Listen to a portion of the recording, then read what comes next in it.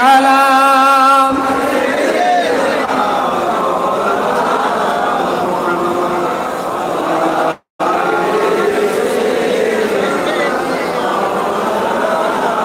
قال الله تعالى في كلام المجيد والفرقان الحميد إن أولياء الله لا خوف عليهم ولا هم يحزنون قال النبي صلى الله تعالى عليه وسلم استغفر الله وتوب إليه فإن العبد إذا اعترف ثم تاب الله عليهم أو كما قال النبي عليه السلام। আজকে আমরা বাৎসরিক ইসারে সব নির্ধারিত তারিখ হিসাবে সুফি আব্দুল মোমিন সাহেব হুজুর পীর রহমাতুল্লাহ আলাইহির দরবারের মেহমান হয়েছে। মাগরিবের পর থেকে প্রোগ্রাম চালু হয়েছে, আসর থেকে চালু হয়েছে। আসরের নামাজের পর বক্তার কিছু আলোচনা, মাগরিবের পরে হুজুর কেবলা জিকিরে মাহফিল চালিয়েছেন। তারপর থেকে ঈশার নামাজ পরপর পীরজাদার আওয়াজ করে গেছেন, উলামা হাজরাতরা এতক্ষণ আমার স্নেহের আব্দুল্লাহিল মারুফ বাবাজি ওয়াজ করেছেন। এসব বক্তা এলে একটু সময় বেশি হওয়া দরকার, কিন্তু কিছু করার নেই। প্রোগ্রাম পরপর সময় মতো আসতেই হবে। আমারও সময় খুব কম, তো বেশি সময় কম বেশি নিয়ে কিছু ব্যাপার নাই। আসতে পেরেছি, এখানে বসতে পেরেছি, ব্যাস এটাই যথেষ্ট। আপনারা দোয়া করবেন, এটাই হলো মূল মাকসুদ। যেহেতু আজকে আপনারা আল্লাহর ওলির দরবারের মেহমান হয়েছেন, আজকে আপনারা অন্য জিনিস, এখান থেকে উঠে যখন চলে যাবেন তখন আর এক জিনিস। এখন আপনাদের শান আলাদা, আপনারা অন্য তবকায় আছেন। তবে কিছু ভাই আছে এরা ওয়াজ শুনতে আসে না, খালি হই হই করছে সে পাকা রাস্তা থেকে। পাকা রাস্তায় বসে আছে, ঘুরছে, বিড়ি খাচ্ছে, খৈনি খাচ্ছে, চা খাচ্ছে, তেরেঙ্গা খাচ্ছে, শান্তি খাচ্ছে, অশান্তি খাচ্ছে, অস্থির হয়ে আছে, কিন্তু ঘরে যাবে না। কখন যাবে গো? সেই ফজর শেষ দোয়া করে যাবো। সে পাকা রাস্তায় ঘুরছে, শেষ দোয়া করে যাবে। ওটা থাকবে, ওটা থাকবে। যাই হোক, দোয়া চান আল্লাহ যেন আজকের মাহফিলকে কবুল করেন, বলুন আল্লাহুম্মা আমিন। অনেক তাবড় তাবড় হুজুরের ভাই সাহেবদের ওয়াজ শুনেছেন, শুনলাম এসে। অনেক জ্ঞান গর্ভ বক্তব্য শুনেছেন। এখন কি শুনতেই থাকবেন? সুফি আব্দুল মোমিন সাহেব হুজুর পীর রহমাতুল্লাহ আলাইহি ওয়াজ শোনেনি কাল, এনার কপালে ওয়াজ শোনা হয়নি। দীর্ঘ বছর জঙ্গলে জঙ্গলে ঘুরেছেন, আর একটাই ওয়াজ শুনেছিলেন দাদা পীর কেবলার। হাতটা ধরলেন আর দাদা পীর কেবলা বায়াত করলেন, ব্যাস ওই এক ফয়েজ, একটাই নসিহত, এক হাতেতেই এমন ওলি হয়েছেন। দেখুন না, হাজার হাজার মানুষ তার দরবারে সব এসে ঝাঁপিয়ে পড়ছে। দাদা পীর কেবলা দোয়া করেছিলেন, যাও আল্লাহ তোমার দরবারে, বুঝতে পেরেছ, আল্লাহ তোমার দরবারেতে নিয়ামত এবং রহমতের একটা ঢাল ঢেলে দেবেন। সেটাই হয়েছে। এ তো মানুষের তৈরি করা নাই ভাই। চালাকি চতুরি পলিসি প্ল্যান করলে কিন্তু ধ্বংস হয়ে যাবে। এটাকে যদি কেউ ক্ষতি করার চেষ্টা করে, সে নিজে ক্ষতিগ্রস্ত হবে।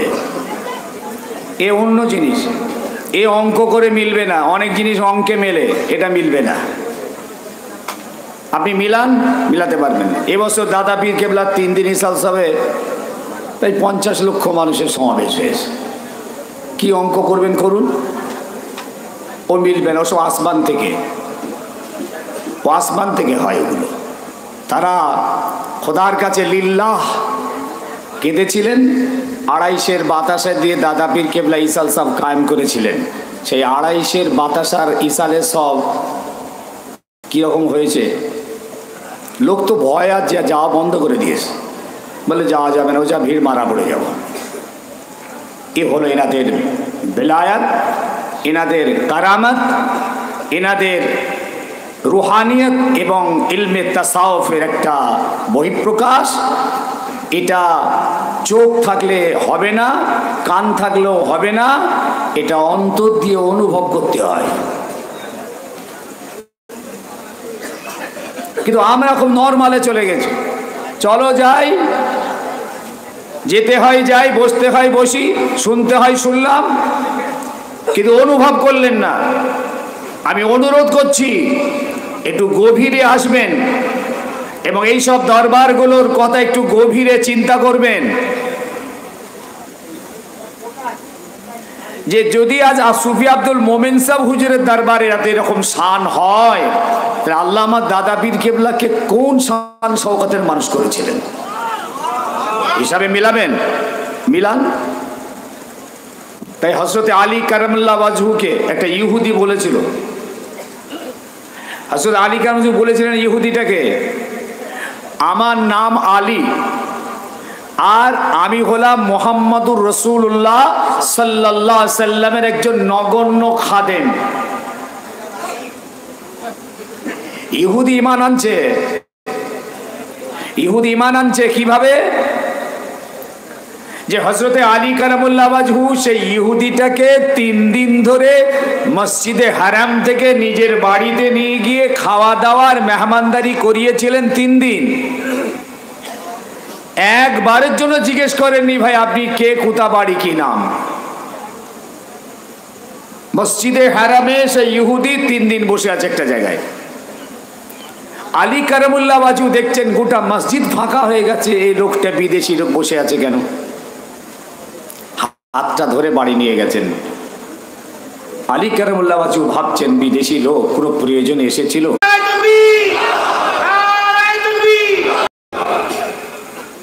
এত মায়া। যদি আজ আব্দুল মোমেন সুফি রহমাতুল্লাহ আলাইহির শান যদি এরকম হয়, তানার দাম্মা যদি এত বেশি হয়, তানার পাগল যদি এত হয়, তানার দরবারে এত যদি রহমত নাযিল হতে থাকে, এত ফেরেশতা যদি নাযিল হয়, এত জিন্নাত যদি কানে হাজির হয়, তাহলে না জানি সুফি সাহেব হুজুরের পীর আমাদের মুজাদ্দিদি জামান দাদা পীর কেবলা রহমাতুল্লাহ আলাইহির শান শওকত আল্লাহ দরবারে কতই না বড় হয়ে গিয়েছে। বললেন আমি রাসূলকে দেখতে চাই। আলী বললেন চিন্তা করো না, কাল সকালে আমি তোমাকে নিয়ে যাব। বলে নবীকে তো আমি কাল দেখব, আমি এখনই তোমার হাতে হাত দিচ্ছি। নবীকে দেখব পরে, এখনই আমি ঈমান আনছি। আল্লাহু আকবার, আমি এখনই ঈমান আনছি, আমার হয়ে গেছে।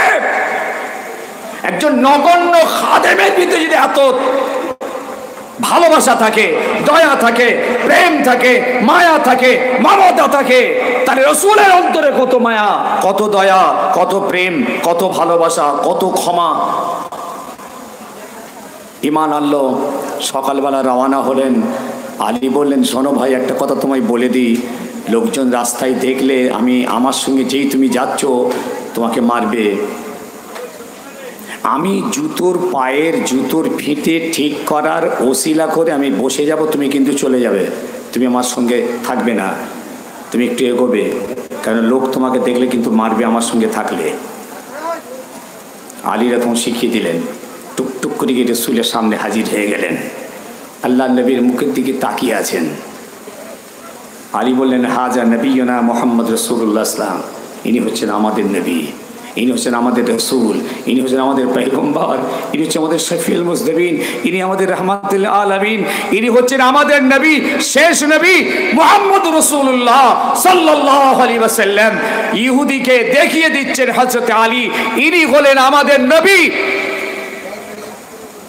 ইহুদি আমার রাসূলের দিকে তাকিয়ে তাকিয়ে হাতটা বাড়িয়ে দিলেন, ইয়া রাসূলুল্লাহ, ইয়া হাবিবাল্লাহ, হুজুর আমার হাতটা ধরুন, আমাকে তওবা করিয়ে দিন, কলমা পড়িয়ে দিন, আমি আপনাকে মুহাম্মাদুর রাসূলুল্লাহ বলে মেনে নিলাম। এগুলো অনুভব করার জিনিস, এগুলো নিজেকে ফিকির করতে হয়। শুনছেন, মোমেনের পরিচয় কি? আপনি একজন যে মোমেন, আপনি যে একজন ইমানদার, আপনি যে একজন মুসলমান, আপনার ডেফিনেশন কি? আপনার ভিতরে কটা গুণ থাকা দরকার, কটা সিফাত থাকা দরকার, কটা গুণে গুণান্বিত আপনি হবেন? আপনি একজন মোমেন, আপনার চরিত্রের কটা গুণ থাকবে? খালি নামাজ, শুধু রোজা, শুধু হজ জাকাত কোরবানি, খালি তাসবিহ না, আপনার ভিতরে টোটাল চরিত্রটা সুন্নতে রাসূলের নকশাই হবে। নবী পাক সাল্লাল্লাহু আলাইহি ওয়াসাল্লামের নকশায় আপনার চরিত্র সাজবে। আপনি ইমানদার মোমেন, হাদিস পাক এসেছে জিনা করবে না, চুরি করবে না, খুন করবে না, ডাকাতি করবে না, রাহাজানি করবে না, মেরে কেড়ে নেবে না। এটা একজন মোমেনের চরিত্র, মোমেনের ডেফিনেশন, মোমেনের সংজ্ঞা। একজন মোমেন তার সংজ্ঞা হলো এই হাতের দ্বারা, এই মুখের দ্বারা কাউকে আঘাত করবে না। একজন মোমেন তার পরিচয় হলো তিনি মেহমানদারি করবেন, মানুষকে খাওয়াবেন, পিপাসা মিটাবেন, খোদা মিটাবেন, এবং তিনি সালাম দেবেন পরিচিত অপরিচিত যে কেউ। আলা মান আরাফতা আমাল্লাম তারিফ, মুসলমান দেখলি সালাম দেবে, এটা একজন মুসলমানের পরিচয়। দেখান আপনি চরিত্র দেখুন, আমাদের চরিত্রকে আমরা একটু দেখতে চেষ্টা করি, পরিষ্কার হয়ে যাবে, পরিষ্কার হয়ে যাবে যে আমরা কোন জায়গায় দাঁড়িয়ে আছি আর যাদের দরবারে এসেছি তারা কোন জায়গায় ছিলেন। এই জন্য আমি মাঝে মাঝে বলি জলসায়, চার শহীদার হুজুর ওখানে বলছিলাম যে ভাই এত মানুষ এসেছেন চার শহীদারের দরবারে, আল্লাহ আকবার, তা আপনারা কি চার শহীদার হুজুরের কিছু অভাব মিটাতে এসেছেন নাকি? হঠাৎ এত মানুষ চার শহীদার হুজুরের কিছু বাড়াতে? আমরা কি ভাববো আজকে সুফি সাহেব হুজুরের কিছু বাড়াতে এসেছি নাকি? আরে বাড়বেও না আর কমবেও না। জলসা করলে মোমিন সাহেব হুজুরের কিছু বেড়ে যাবে না, যে তার অভাব আমরা পূরণ করতে এসেছি, আর না করলেও কিছু কমবে না। এই নিজেদের চরিত্র তৈরি করার জন্যে, নিজেদের আখলাক তৈরি করার জন্যে, আমাদের পীর মাশায়েখদের ওসিয়তকে সামনে রেখে চলার জন্যে আমরা এই মাহফিল বানিয়েছি। কোরআন পাকের একটা আয়াত আনছি, যে আয়াত থেকে আমরা দেখতে পাবো আল্লাহ পাক কতগুলো গুণ আমাদের মধ্যে থাকার কথা বলেছেন। শত শেষে বলেছেন তোমরা জান্নাতি। এই গুণগুলো থাকলে জান্নাতের খুশখবরি দিয়েছেন মুমিনদের জন্য। মুমিন এরা ইমানদার, এরা মুসলমান, এদের ভিতরে এতগুলো গুণ থাকবে, এতগুলো চরিত্র থাকবে। আর এই চরিত্র যদি তাদের থাকে, ফাবাশশিরিল মুমিনিন, তাহলে ওই সমস্ত মুমিনদেরকে তোমরা জান্নাতের খুশখবরি দাও। রাসূল জান্নাতের খুশখবরি দাও, জান্নাতের খুশখবরি দাও। ফাবাশশিরিল মুমিনিন, এই মুমিন এরা হলো মুমিন, এরা হলো মুমিন, এদের জান্নাতের খুশখবরি দাও যদি এদের ভিতরে এই কটা সিফাত, এই কটা গুণ, এই কটা চরিত্র যদি থাকে। দাদা পীর কেবলা যে নামটা দিয়েছিলেন সুফি আব্দুল মুমিন সাহেব, মুমিন অনেক চিন্তা করে দিয়েছেন। প্রতাপচন্দ্র সেন নাম ক্যান্সেল, দাদা পীর কেবলার হাত দিয়েছেন নাম চেঞ্জ, মুমিন। আল্লাহু আকবার। কোরআন পাকের আয়াত এসেছে আত-তাইবুনাল আবিদুনাল হামিদুনাস সাইহুনার রাকিউনাস সাজিদুনাল আমিরুনা বিল মারুফ ওয়ান নাহুনা আনিল মুনকার ওয়াল হাফিজুনা লিহুদুদিল্লাহ ওয়া বাশশিরিল মুমিনিন। আত-তাইবুন এক নম্বর, শুনছেন? আরে শুনছেন তো বটেই, বোঝার চেষ্টা করেন। আত-তাইবুন ইমানদার মুমিন কালমাওয়ালা মুসলমানদের এই সিফাতটা তওবাকারী। গুনাহ লেখা হয় না, গুনার রাস্তায় হাঁটলেও গুনাহ হয় না, গুনার জায়গায় পৌঁছে গেছি অ্যারেঞ্জমেন্ট তৈরি, গুনাহ হবে তখনও গুনাহ লেখা গোনাটা করে ফেলার সঙ্গে সঙ্গেও গোনা লেখা হয় না, একটা সময় দেওয়া হয়। যদি বান্দা সঙ্গে সঙ্গে আল্লাহর কাছে খালেস অন্তরে তওবা করে, তাহলে তার আমলনামাতে কোনো গোনাই লেখা হয় না। কিন্তু নেকি লেখার বেলায় যখন আপনি নিয়ত করেছেন, নেকি লেখা চালু হয়েছে। রাস্তায় বার হয়েছেন, নেকি লেখা চালু হয়েছে।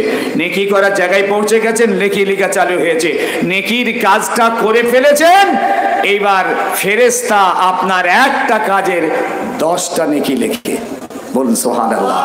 আর গোনা করে ফেললে তখন ফেরেশতা বলে একটা গোনা লেখ। আল্লাহ আমাদের জন্য এত রহমকারী, এত দয়াকারী, এত বড় মেহেরবান। আল্লাহর কোরআন পাক এসেছে, আন্নাল হাসানাত ইউযহিবনাস সাইয়্যাত। একটা বান্দা যখন কোনো ভালো কাজ করে, এই ভালো কাজের ওসিলায় তার গুনাহগুলো মিটে যায়। একবার জোরে বলবেন। একটা ভালো কাজ করলে গুনাহ মিটে যায়, কিন্তু গুনাহ করলে ভালো মেটে না। আল্লাহ দয়া, একটা বান্দা নেকির কাজ করলে গুনাহ মেটে, কিন্তু কোন গুনাহ করলে খোদা আপনার আমলনামা থেকে নেকি কাটেন না। এটা আল্লাহর দয়া। সেই খোদা বলল, বান্দা ভুল যদি তোদের হয়, তোরা তওবা করবি, আমি দরওয়াজা খুলে রেখেছি তোদের জন্য। কিন্তু দুর্ভাগ্য, আজ আম্মা জান আয়েশা সিদ্দিকা রাদিয়াল্লাহু তাআলা আনহাকে রাসূলুল্লাহ বলেছিলেন এক তারিখে, আপনারা জানেন, যখন আম্মা জানের শানে একটা বেয়াদবিমূলক কথাবার্তা বলেছিল মুনাফিক, একটা বদনামের কথা বলেছিল। সেই সময় আমার নবী আম্মা জানকে এসে বলেছিলেন, আয়েশা, কিছু কথা তোমার ব্যাপারে আমার কানে এসেছে। অনেক বড় রিওয়ায়াত, কোরআনের আয়াত এসেছে। আয়েশা, তোমার ব্যাপারে কিছু কথা আমার কাছে এসে পৌঁছেছে। আন্নাকে বালাগানি, আন্নাহু বালাগানি আন্নাকে কাজা ওয়া কাজা, ইন কুনতে বারিয়াতিন ফাসায়ুবাররিকিল্লাহ ওয়া ইন কুনতে আলমামতিন বিযামবিন ফাস্তাগফিরিল্লাহ ওয়া তুবু ইলাইহি ফাইন্নাল আবদা ইযা ইতারাফা সুম্মা তাবা তাবাল্লাহু আলাইহিম। আপনারা জানেন, আম্মা জান আয়েশার সম্পর্কে একটা মুনাফিক বদনাম করেছিল। এই বদনাম রাসূলের কানে এসে পৌঁছালো।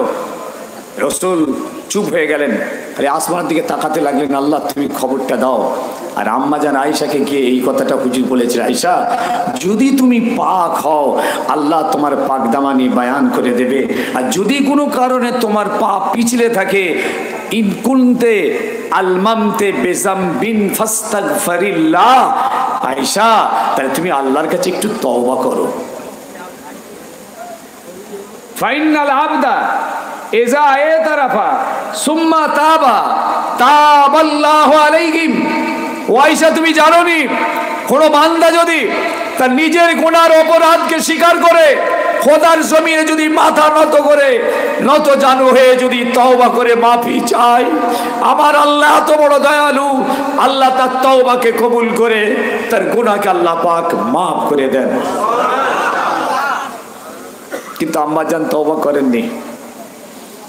বুখারীর হাদিস এসেছে, আম্মা জান তওবা করেননি। আম্মা জান বলেছিলেন, হুজুর আমি তওবা করব না। কেন? আমি তওবা করলে আপনি বলবেন আয়েশার পা হড়কেছে, অথচ আল্লাহ জানে আমি পাক, আমি করবো না। তখন কোরআনের আয়াত নাযিল হয়ে গেল। আমার হাবিবকে আল্লাহ পাক জানিয়ে দিলেন, আমার হাবিব, তুমি বিচলিত হওনি, আমি আল্লাহ বলছি আয়েশা হচ্ছে পাক।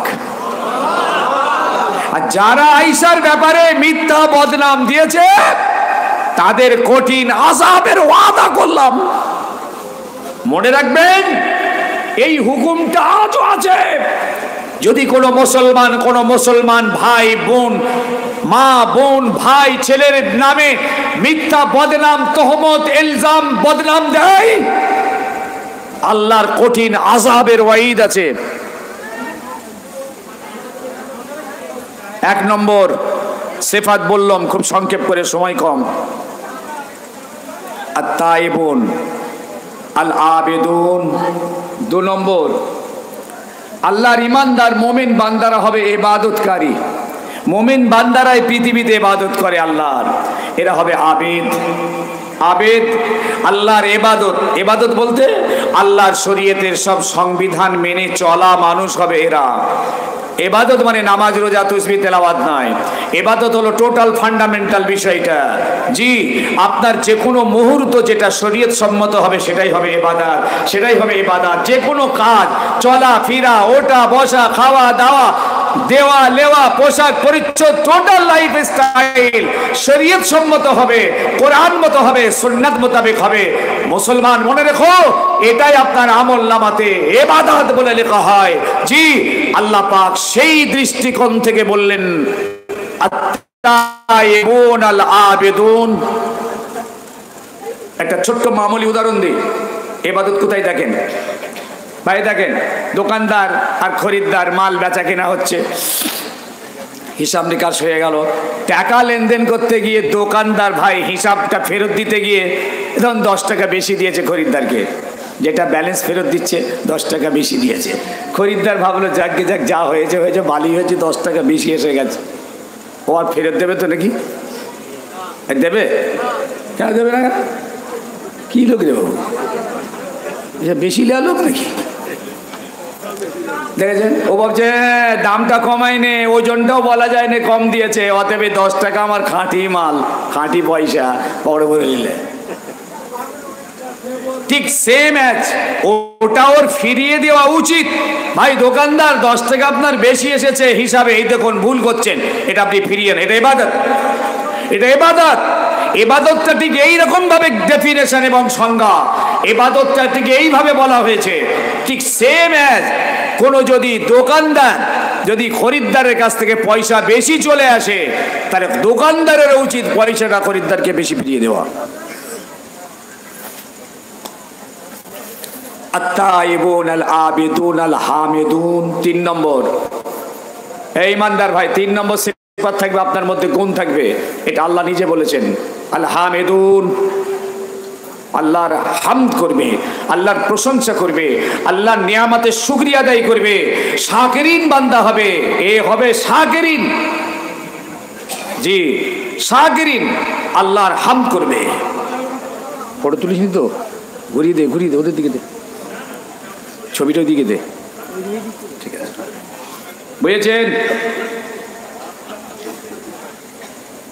আল্লাহ শাকিরিন। কোরআন থেকে অন্য জায়গায় বলছে ওয়াকালিলুম মিন ইবাদিয়াশ শাকুর। আল্লাহর কোরআন বলেছে আমার বেশিরভাগ বান্দা না কম বান্দা আমার শুকরগুজারি করে। ওয়াকালিলুম মিন ইবাদিয়াশ শাকুর। আমার পৃথিবীতে রইল, আমার পৃথিবীর নিয়ামত ভোগ করলো, অথচ আমার নিয়ামতের শুকরিয়া আদায় করলো না।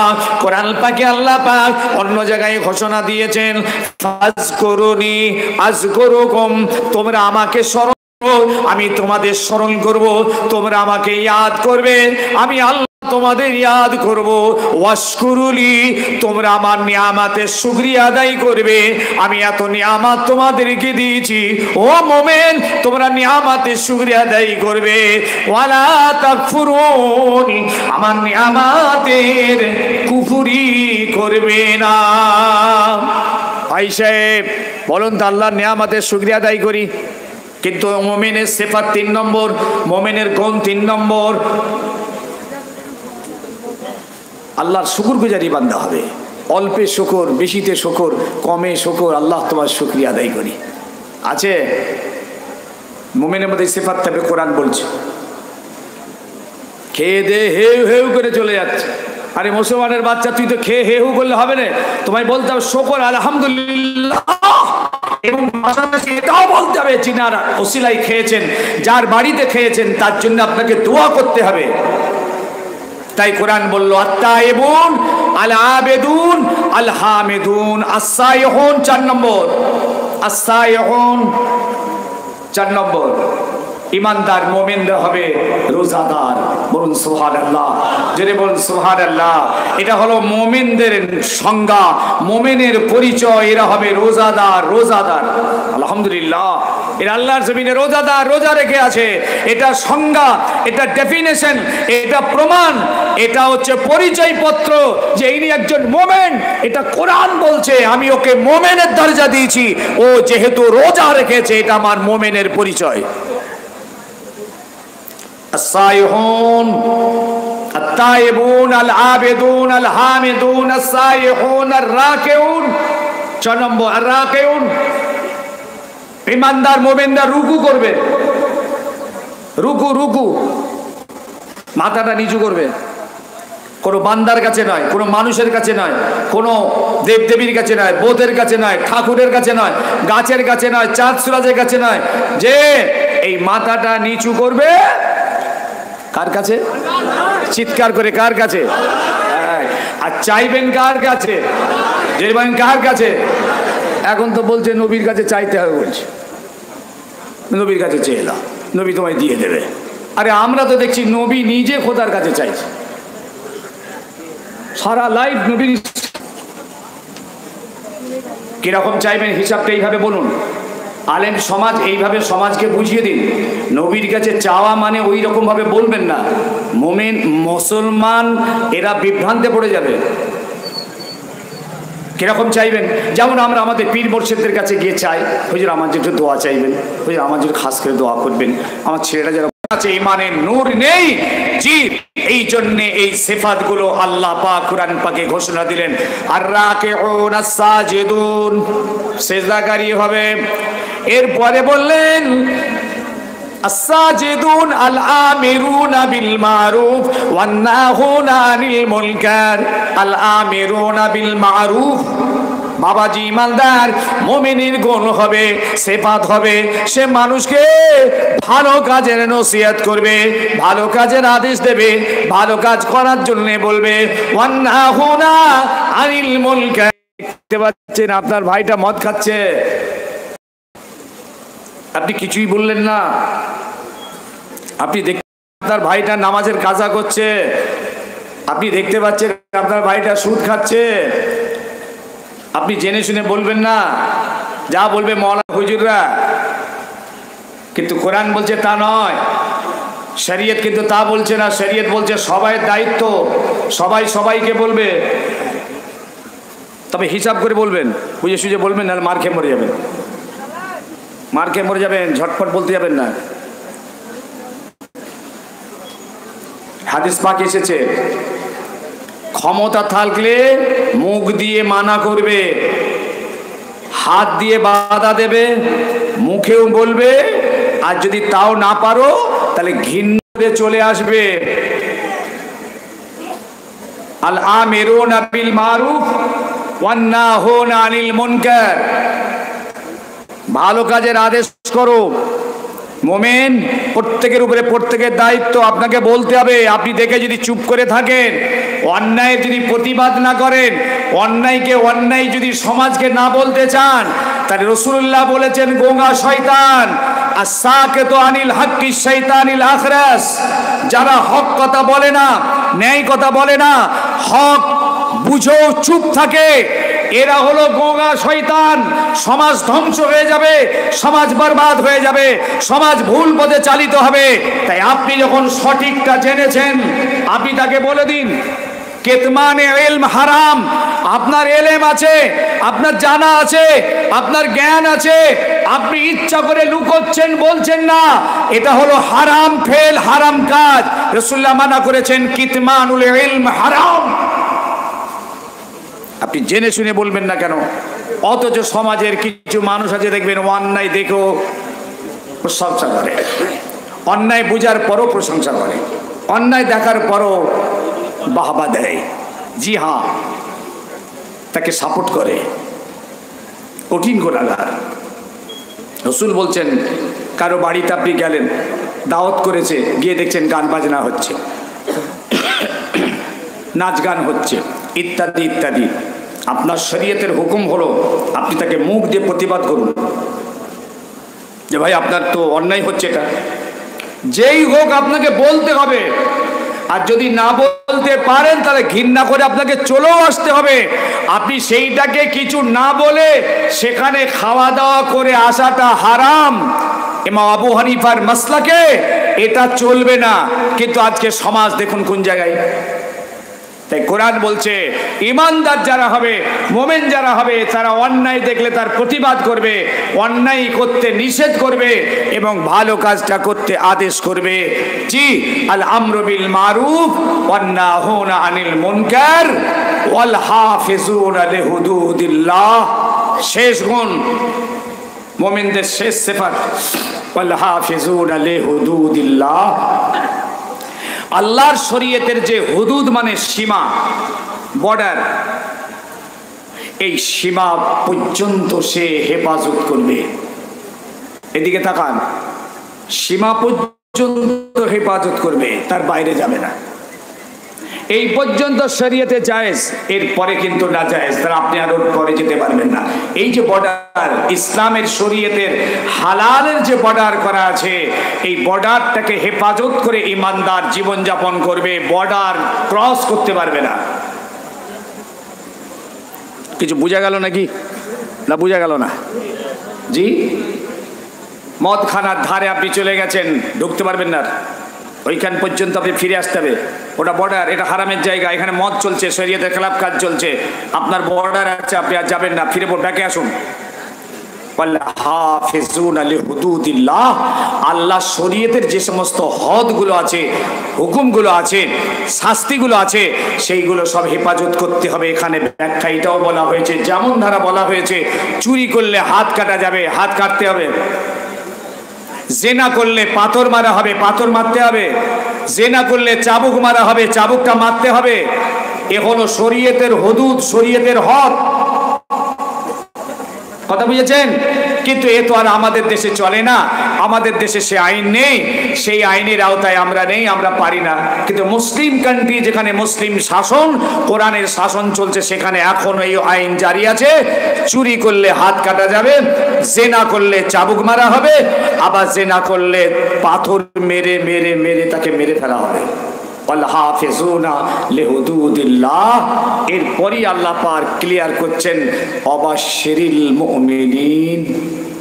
হে মুমিন, তোমার মধ্যে এতগুলো গুণ দেখতে পাওয়া গেল, যাও আমি আল্লাহ তোমাদের জান্নাতের খোঁজখবরি দিয়ে দিলাম। একবার জোরে হবে না? আরেকটু জোরে হবে না? এবার দরুদ শরীফ পড়েন, আল্লাহুম্মা।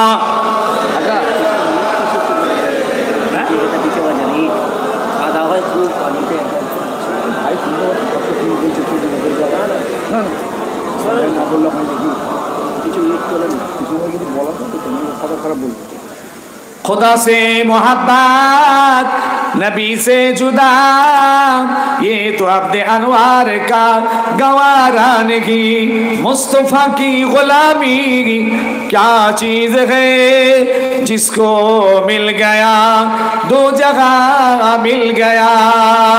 अल्लाहुम्मा माशाअल्लाह माशाअल्लाह।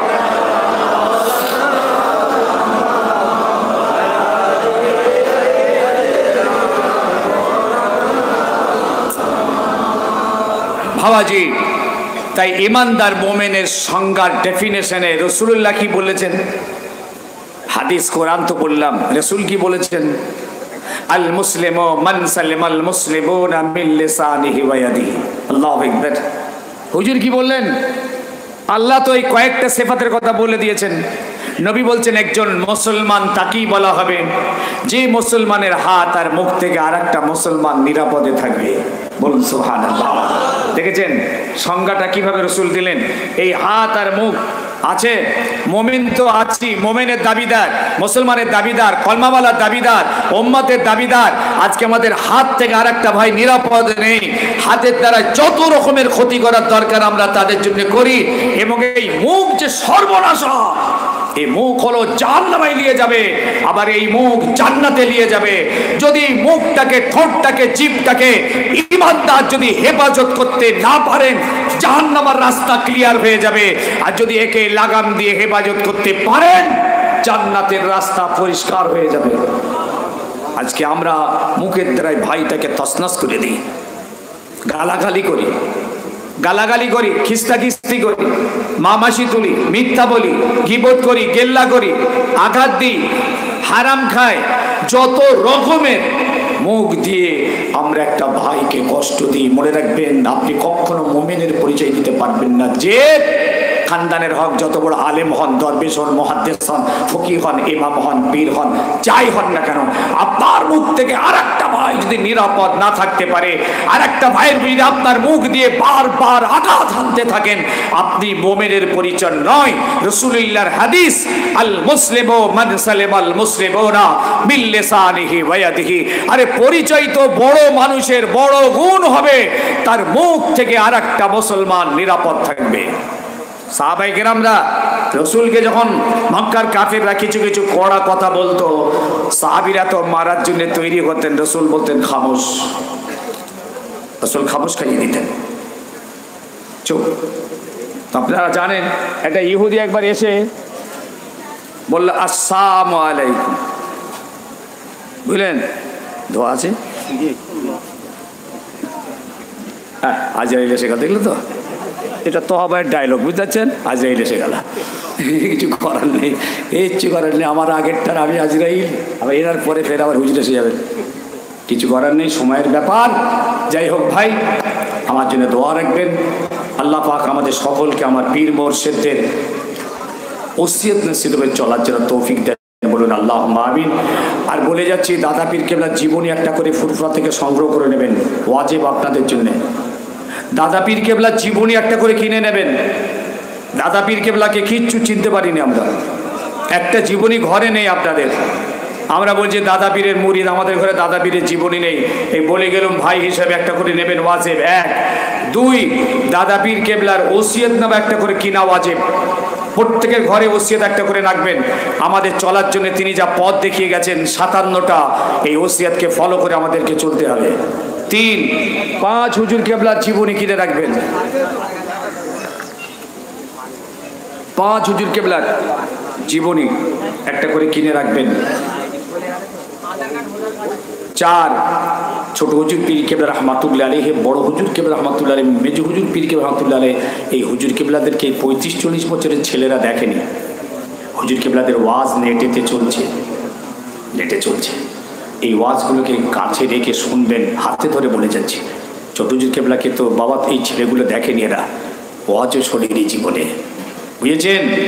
বড় হুজুরকেও চোখে দেখলেন না, ওয়াজ শুনতে পাননি, অন্তত পাওয়া গেছে, এটা বড় তাবারক নিয়ামত আমাদের জন্যে।